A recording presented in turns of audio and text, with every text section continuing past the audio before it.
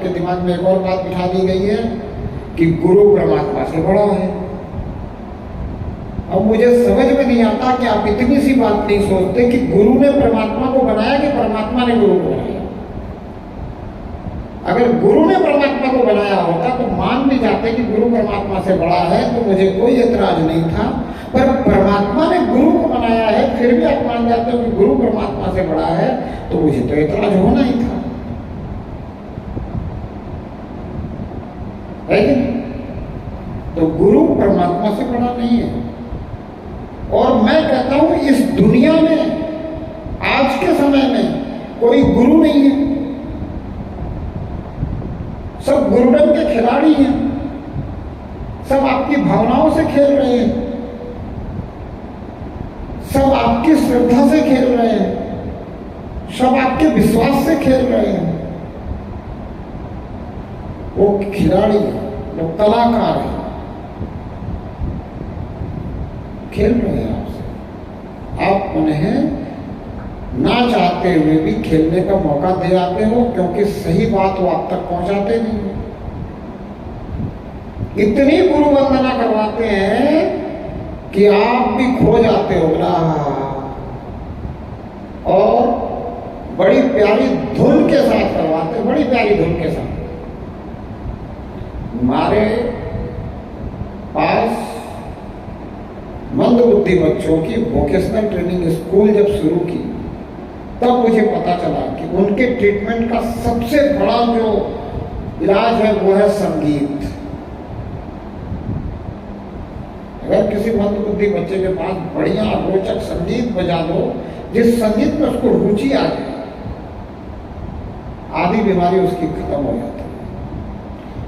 इसीलिए आपको परमात्मा के साथ संगीत में उलझाया जा रहा है।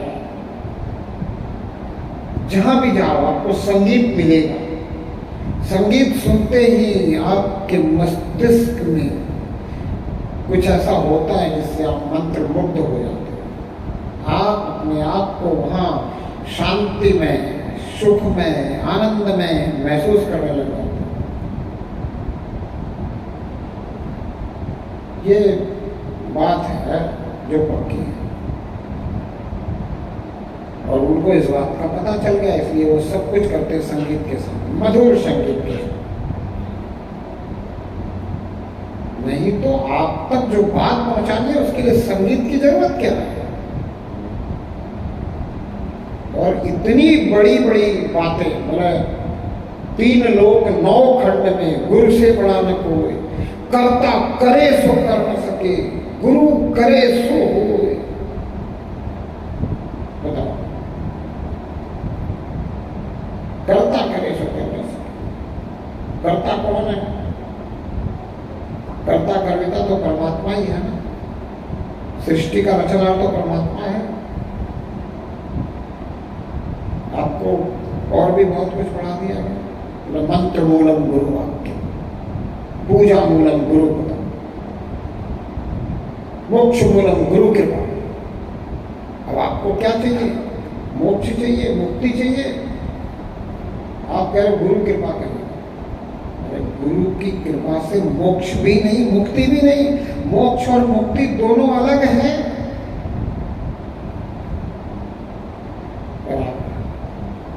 के पास सही बात नहीं पहुंच पाने के कारण, पूर्वाग्रह के कारण आप लोग लगे हुए रहते हैं। दुनिया में कितने लोग गुरु बनाते हैं? मैंने एक रेशियो निकाला 5%। और अगर एक गांव में हम कोई बात करें तो गांव के अंदर 5% लोग ही बेकार होते हैं। तो मैंने तो ये निश्चय कर लिया है कि ये जो 5% लोग गुरु बनाते हैं, ये अपने आप को बेकार समझते हैं कि मैं बेकार हूं, फालतू हूं, मैं कुछ नहीं कर सकता, मुझे तो गुरु बनाना ही पड़ेगा, तभी मेरा कुछ हो सकता है। क्यों समझ लिया अभी अपने आप को बेकार? आपने शिक्षक को भी गुरु कह दिया, आचार्य को भी गुरु कह दिया। शंकराचार्य की परंपरा, जिस शंकर ने स्वयं को आचार्य कहा, उस आचार्य परंपरा में भी आपने गुरु ढूंढ लिए। क्यों? क्योंकि उन्होंने आपके दिमाग में गुरुडम की जो बातें हैं वो इस तरह से उड़ेली कि आप आचार्य को गुरु, शिक्षक को गुरु, और सही को भी आपके पास पहुंचाया गया, लेकिन इस तरीके से पहुंचाया गया कि उसमें भी आपको गुरु की महिमा ही दिखाई दे रही है। आपको बताया गया कि गुरु गोविंद दो खड़े काकेला गोपाल और बलिहारी गुरु आपकी जिन गोविंद दियो बताए, बताया गया ना आपको। लेकिन आपने इसको भी गुरु की महिमा ही समझ ली। ये गुरु की महिमा नहीं है, यहां तो गोविंद की महिमा आपको बताई जा रही है। गुरु गोविंद दो खड़े, कहने का मतलब है कि गुरु वही है जिसके साथ गोविंद खड़ा मिले। गुरु वही है जिसके साथ गोविंद खड़ा मिले। अब गुरु और गोविंद दोनों खड़े हैं तो प्रश्न उठाया जा रहा है कि किसके पैर पड़े, गुरु के पैर पड़ो कि गोविंद के पैर पड़ो? दोनों खड़े हैं ना। प्रश्न उठाया जा रहा है कि दोनों में से किसके पैर में पड़ूं। अब हमने उस प्रश्न को समझना ही है। फिर उत्तर दिया जा रहा है दूसरी लाइन में। दूसरी लाइन में उत्तर दिया जा रहा है तो उत्तर में यह नहीं बताया जा रहा है कि किसके पैर पड़ना है। बताया जा रहा है क्या? गुरु गोविंद दो खड़े काटे लागू पाए और बलिहारी गुरु आपकी जिन गोविंदियों मिलाए। ये तो नहीं कह रहा है कि गुरु के पैर पड़ना चाहिए, कह रहा है क्या? लेकिन बलिहारी को आपने कुछ और समझ लिया तो गुरु जी ने भी कह दिया कि गुरु चरणों में ध्यान लगा। आप आए थे संत के पास, गुरु के पास, परमात्मा को जानने के लिए, समझने के लिए, पहचानने के लिए। वो सवाल ही आप भूल गए, वो प्रश्न ही नदारद हो गया और आपको लगा दिया गया गुरु चरणों में ध्यान लगा। और दूसरी लाइन, बलिहारी गुरु आपकी जिन गोविंदियों मिलाए, मतलब कि उस गुरु की बलिहारी है। बलिहारी का मतलब क्या होता है? बलिहारी का मतलब पैर पड़ना तो नहीं होता। बलिहारी का मतलब चरणों में ध्यान लगाना तो नहीं होता। बलिहारी का मतलब ये तो नहीं होता कि मुझे गुरु की सेवा करनी है। बलिहारी का मतलब ऐसा तो कुछ नहीं होता कि मुझे गुरु से चिपक के रहना है। बलिहारी का मतलब है कि गुरु जी मैं आपके सामने अपना सर्वस्व हारता हूं। जो जो भी मेरे पास बल है, धन बल, तन बल, मन बल, बुद्धि बल, विवेक बल, जो भी कुछ है वो सब आपके सामने मैं हार रहा हूं। हार इसलिए रहा हूं क्योंकि इनके कारण मैं परमात्मा से नहीं मिला, आपके कारण मैं परमात्मा से मिला। तो गुरु वो है जो परमात्मा से मिला दे और प्रत्यक्ष मिला दे, अष्टावक्र की तरह। राजा जनक कहते हैं कि घोड़े के इस पायदान से उस पायदान में पैर डालने के बीच में आपको मुझे सत्य दिखाना है। अष्टावक्र कहते हैं राजा इसमें तो टाइम लग सकता है। सत्य को पहचानने में उतनी भी देर नहीं लगती जितनी देर फूल को मसलने में लगती है। एक पल का काम है। सत्य कहते भी है कि एक पल में परमात्मा का साक्षात्कार हो सकता है, लेकिन वो पल आने में, आपके भाव बनने में समय लग सकता है और वो पल तुरंत भी आ सकता है। अगर आप पूरी तरह से संकल्पित हो जाओ कि मुझे तो सिर्फ और सिर्फ प्रार्थना करना, बाकी सब कुछ परमात्मा पे छोड़ देना है, ये जाने, इसका काम जाने।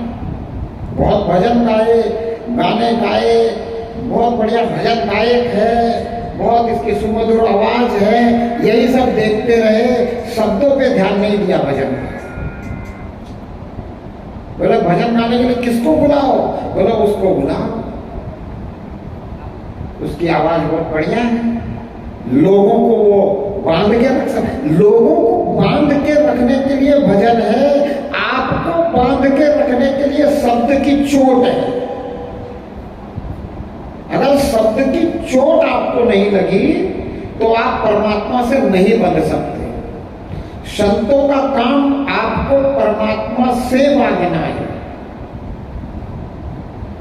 संतों का काम आपको अपना बनाना नहीं है, आपको परमात्मा का बनाना है। लेकिन आज हो क्या रहा है? हर एक संत कह रहे हैं मतलब मेरे 1000, मेरे 1 लाख, मेरे 1 करोड़, मेरे इतने, मेरे उतने, इतने फॉलोअर, उतना फॉलोअर, और उन फॉलोअर्सों की संख्या दिखाने के लिए अलग अलग प्रकार के तिलक,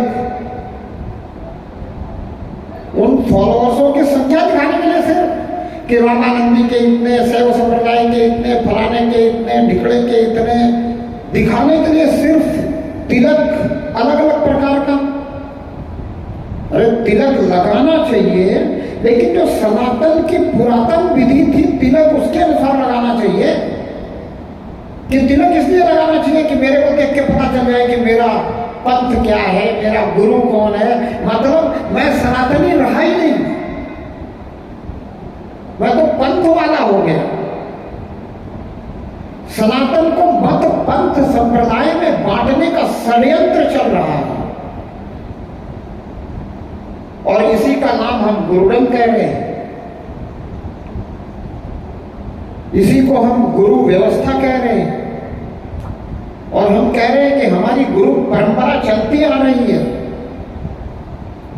मुझे आश्चर्य होता है, शंकराचार्य, शंकर जो अपने आप को आचार्य कहते हैं, उसमें भी हमने गुरु परंपरा ढूंढ ली, आचार्य परंपरा है।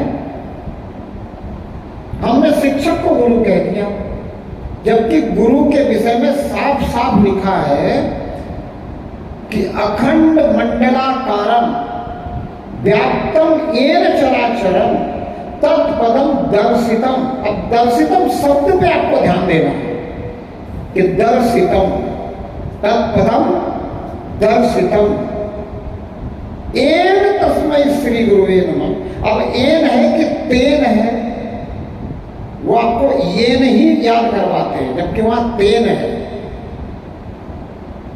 तत्पदम दर्शितम तेन गुरुवै।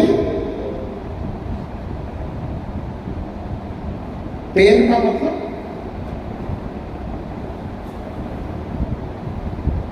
वो जो दर्शन करवा दे। किसके? बोला अखंड के।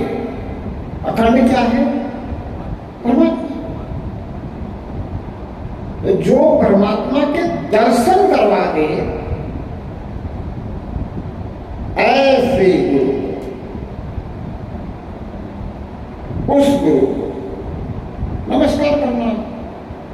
तो जब जो परमात्मा को दर्शन करवाए वही गुरु है और तुरंत करवाए, तुरंत सत्य की जानकारी पहचान दे दे, तुरंत। है ऐसा कोई गुरु आज? तो नहीं है, नहीं है। तो फिर आज हमें परमात्मा को ही गुरु बना लेना है। आज हमें परमात्मा को ही गुरु बना लेना है।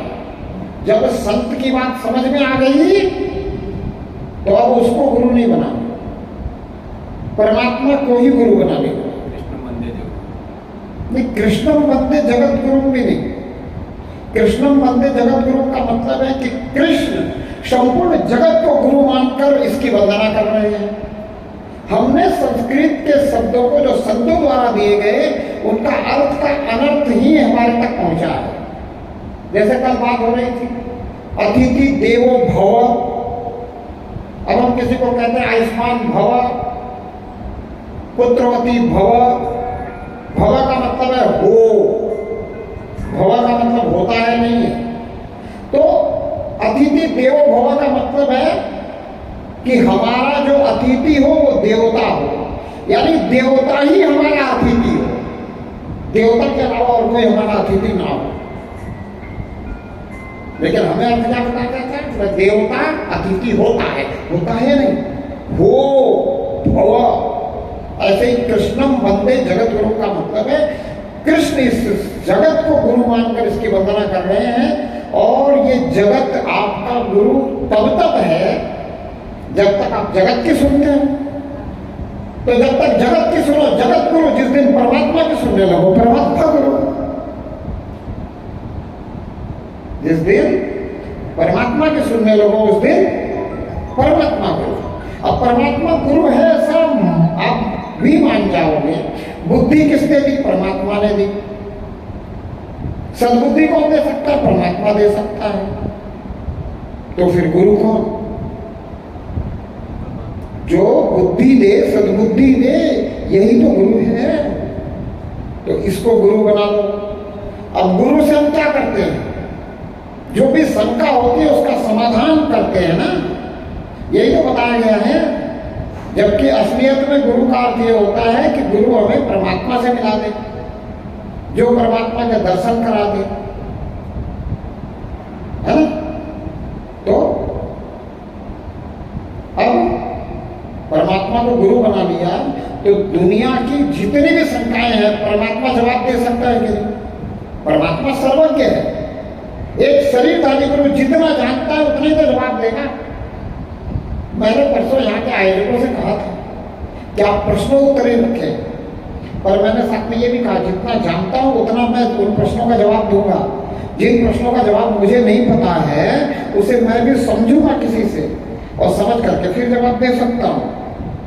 पर प्रश्न उठाने शुरू करो, जिज्ञासु हो जाओ, इसलिए प्रश्न करवाना जरूरी है कि जिज्ञासु हो तो जाओ। आपको जिज्ञासु बनने की जरूरत है। जिज्ञासा है तो परमात्मा को गुरु बना लो। अंदर ही अंदर परमात्मा से पूछो सवाल, परमात्मा जवाब देता है। आपने जिंदगी में किसी न किसी समय परमात्मा से कुछ पूछा होगा, जवाब मिला भी होगा। तो परमात्मा से अगर ये पूछोगे कि परमात्मा मुझे तेरी पहचान कब होगी, तो जवाब नहीं मिलेगा। क्या मिलेगा ना? अंतःस्थित परमात्मा तो अभी भी जवाब देते हैं। कोई काम करने से पहले भी तो भाव में विचार तो अंतःस्थित देता है ना। तो इस बात को पूरी तरह से मान लो और परमात्मा को अपना गुरु बना लो। जब परमात्मा को गुरु बना लोगे तो किसी भी शरीरधारी को आप गुरु नहीं बनाओगे, गुरु नहीं कहोगे और कभी भी नामदान के चक्कर में नहीं पड़ोगे। नामदान क्या है? वही बात आपको अपने अंदर में लेने वाली बात है, गुलाम बनाने वाली बात है, फिर ये कहने वाली बात है कि मेरे इतने भक्त हैं। अब ये भक्त परमात्मा के नहीं रहे, जानते हैं? ये भक्त परमात्मा के नहीं रहे, किसके भक्त हो गए? मेरे भक्त। ये कौन है? बोले मेरा भक्त। ये कौन है? बोले मेरा भक्त। परमात्मा के भक्त नहीं रहे। आपको बनना है परमात्मा का भक्त, आप बन गए मेरे भक्त। क्या गड़बड़ है? कहां गड़बड़ी है? गड़बड़ी वहां है कि आपको वही विचार दिए जा रहे हैं जिन विचारों से आप मेरे भक्त बन गए। आप मुझे सर्वे सर्वा मान लें, आप गुरु को ही परमात्मा मान लें। अच्छा, जो लोग कहते हैं कि गुरु को परमात्मा मान लो, वो अगर सही लगता है आपको, तो मैं कहता हूं परमात्मा को गुरु मान लो, तो कहां गलत कह रहा हूं? मैं तो आपको बिल्कुल सही राह दिखा रहा हूं। परमात्मा ही गुरु है। अगर परमात्मा ने बुद्धि नहीं दी होती आपको, मैं आपको क्या समझा देता? या कोई भी दुनिया का शरीरधारी गुरु क्या समझा देगा अगर परमात्मा ने आपको बुद्धि नहीं दी होती? तो अब वो आपको समझाता वही है जिससे कि आप लल्लू बनो और उसका उल्लू सीधा हो जाए, उसका साम्राज्य खड़ा हो जाए, उसके झंडे के नीचे आप हो, आपको देखकर और भी आ जाए। भीड़ को देख के भीड़ आ जाती है, भेड़ चाल इसी को तो कहते हैं। इसीलिए वो कुछ लोगों को इकट्ठा करने के बाद निश्चिंत हो जाते हैं, फिर भेड़ें अपने आप आ जाती हैं। तो बात को बिल्कुल समझ लो कि परमात्मा को गुरु मानो, परमात्मा ही गुरु है। परमात्मा से दो ना जवाब जो कुछ भी चाहिए, अगर इस सर्वज्ञ से जवाब नहीं मिल सकता तो मुझे अल्पज्ञ से क्या जवाब मिलेगा? मैं तो अल्पज्ञ ही हूं ना, मैं तो सर्वज्ञ नहीं हूं। या दुनिया का कोई भी शरीरधारी सर्वज्ञ तो नहीं है, ये सब कुछ जानता है। आपके अंदर के बाहर की, मेरे अंदर के बाहर की, सबके अंदर के बाहर की, इस दुनिया को इसने कैसे रचा है, इस दुनिया को कैसे चला रहा है, क्या विधि बनाई है, किस विधान से चला रहा है, ये सब कुछ जानता है कि नहीं जानता? मैं क्या जानता हूं? और जितना जानता हूं उतना ही तो बताऊंगा, और बताऊंगा भी इसलिए कि आप मेरे मुरीद हो जाओ। इसीलिए अलग अलग प्रकार का तिलक, सनातन का तिलक गायब। कोई बता देता है इधर हवन कर, इधर यज्ञ कर, इधर ये कर, उधर वो कर, ऐसा कर, वैसा कर, उसमें अटक जाते हैं। और जो कहता है कि अंदर की यात्रा में चल, वो अच्छा तो लगता है लेकिन चलने की हिम्मत नहीं करते। सुनते तो नहीं, महात्मा कहते ही है कि वे अंदर की यात्रा, जिसने हृदय में स्थित परमात्मा को नहीं जाना, नहीं समझा, नहीं पहचाना, वो बाहर जो कुछ भी कर रहा सब बेकार है। सबने सुना होगा, लेकिन क्या आपने जान लिया? आप जानने के प्रयास में हो? क्या आप अंदर की यात्रा पे लग गए? क्या आपने परमात्मा से परमात्मा की पहचान पूछ ली? क्या आपने परमात्मा से सवाल करने शुरू कर दिए? क्या आपने परमात्मा से बातें करनी शुरू कर दी? नहीं, वही अनावश्यक में लगे हुए। और मैं आपके समक्ष सिर्फ इसलिए आया हूं कि आप कहीं मत फंसो, आप सिर्फ परमात्मा से जुड़ो। और ये अंदर की बात है, अंदर ही अंदर जुड़ो। परमात्मा को अपना सब कुछ बना लो। हमारे ऋषि मुनि कह के गए, मैंने कल भी बताया, आज फिर बता रहा हूं कि तू ही सब कुछ है, त्वमेव सर्वम मम देव देव। अब सब कुछ में गुरु भी आ गया। सब कुछ में गुरु नहीं आया क्या? सदगुरु नहीं आया क्या? और भी कोई गुरु कहते हो, परम गुरु, पता नहीं कौन कौन से गुरु, वो सब में आ गया कि नहीं? त्वमेव सर्वम मम देव देव, तू ही मेरा सब कुछ है। तू ही मेरे लिए हनुमान, तू ही मेरे लिए राम, तू ही मेरे लिए कृष्ण, तू ही मेरे लिए सब कुछ। 24 अवतार तूने लिए हो और तू पहली बार मछली बना हो तो तू ही मेरे लिए मछली, तू दूसरी बार अगर कछुआ बना हो तो मेरे लिए तू ही कछुआ, तू तीसरी बार सुअर बना हो तो मेरे लिए तू ही सुअर बरहा होता। अरे परमात्मा ने अगर अवतार लिए हैं तो हमको सिर्फ तुम राम और कृष्ण से ही क्यों जोड़ रहे हो? तुम मछली, कछुआ और बरहा से क्यों नहीं जोड़ रहे?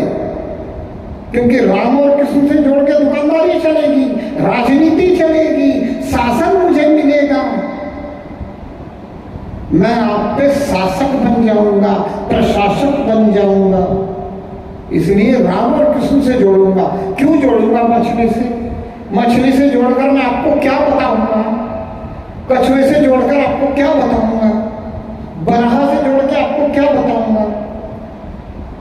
तो समझो बात कि आपको फंसाया जा रहा है। फंसो मत, बाहर निकलो। फंस भी गए हो तो भी बाहर निकलो।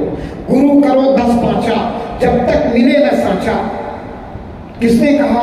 एक सच्चे संत ने कहा, कबीर जैसा। अब साचा कौन है? तो संत कहते हैं सच्चा एक राम जी, दूसरा न कोई। सच्चा कौन है? बोले राम है, दूसरा कोई सच्चा नहीं है। तो तुम्हें तो राम से काम है, तू राम से बात कर। राम तो तेरे अंदर है, राम सब जगह है। राम इसको क्यों कहा? यत्र तत्र सर्वत्र रमेति तया रामः। यहां वहां सब जगह स्थित है।